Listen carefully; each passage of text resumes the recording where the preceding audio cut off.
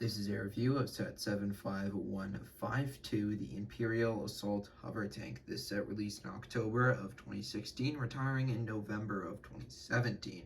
This set has 3 minifigs as well as 385 pieces with an original retail price of $30. Right now, brand new sealed, you could probably pick this up for around $140. The first minifig is the Imperial Hover Tank Pilot, which we do get 2 of in this set. Taking a closer look at it, it does have a really cool head mold. Of course, that normal head for most of the troopers you would get back in 2016 has some nice legs, sadly not dual molded, and a pretty cool torso because you can see some different like dirt marks and damage and wear on the armor, which actually makes it look very nice. This one specifically has a binoculars as well as a short blaster.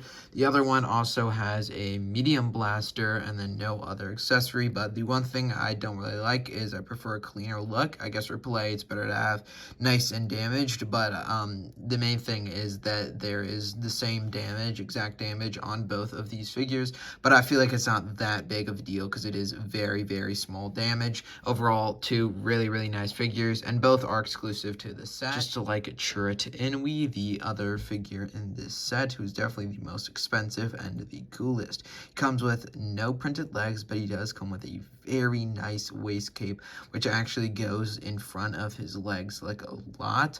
It does come with a very nice crossbow blaster that we see, as well as one white hand and one tan hand, and then a very nice good looking torso print there. And he also comes with a pretty cool staff and one face. You can even see the pupils are there is none, which is actually the one time it's a good thing for the figure. You have one side with a little smile, and then if you flip it around, he has a more stern face with a very accurate hairpiece. Definitely one of the best Rogue One figures in all, and definitely my favorite in this set. So first, I'll take a look at the Imperial Hover Tank here.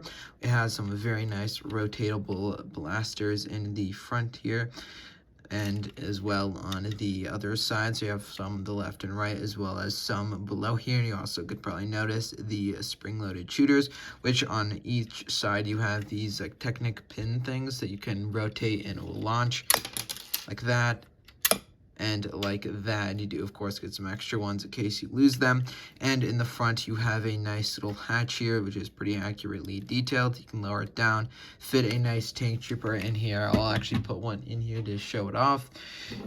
No studs to connect it to, but I kind of like it better as a like tile piece, technically, like 1x2. It's basically a piece to protect them from their legs cracking is most of the time when I use this piece. And also, since it is maybe a little like harder to actually get inside the model, it is nicer to be able to attach them and pull them out very easily. And also, you do have another one on the top there for the other Imperial Hover Tank Pilot to be placed standing up or sitting down, kind of in an in-between position, so it does kind of close.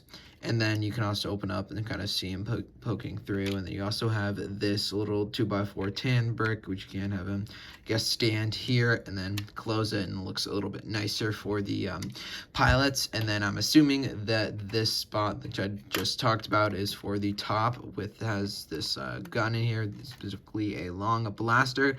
I would have preferred it to maybe have a scope. It kind of seems a little bit short, even though it is the longer blaster. You can rotate it full 360 on the back, and then can go all the way down and then all the way up in both directions. So basically full rotation for this blaster. Speaking of blasters, on the side here you do have 2 clips for whatever blasters you want to put. Probably the tank driver blasters when they're actually piloting the tank. Moving to the back, we have basically an empty area for one of these orange crates, which adds a nice pop of colors. Also in the show, this has also been included in, I believe, the Battle of Scarif, and honestly it feels like we should have more, probably like 3 of these crates for $30 in this set. That would actually make it very nice. You can actually have like 2 of them, or just have one of them to the side. Would fit a lot better. So you do need that Battle of Scarif set to actually get another one of these, but you can lift it up there.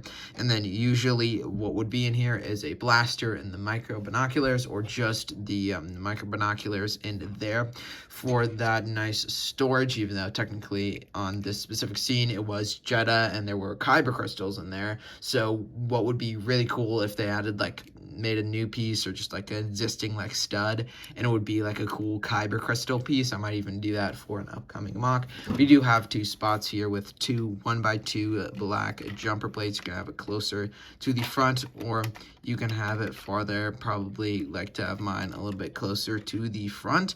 And flipping around, you do have some nice wheels here, which are completely see-through, and for the most part it does feel like it is hovering a little bit, and you do get a nice little like action. It does wheel very, very nice on like a hard floor, and it does look pretty nice as well in the back here with the same little like fin like chunks, I guess, that we see in the front. So sort of just like finishes it off, and it looks very nice. As far as the actual model goes, it actually looks like a very nice build. It is a little bit underpriced per piece, but you're getting 3 amazing figures, and this build definitely seems like $25 to $30 range, especially with the figures you're getting.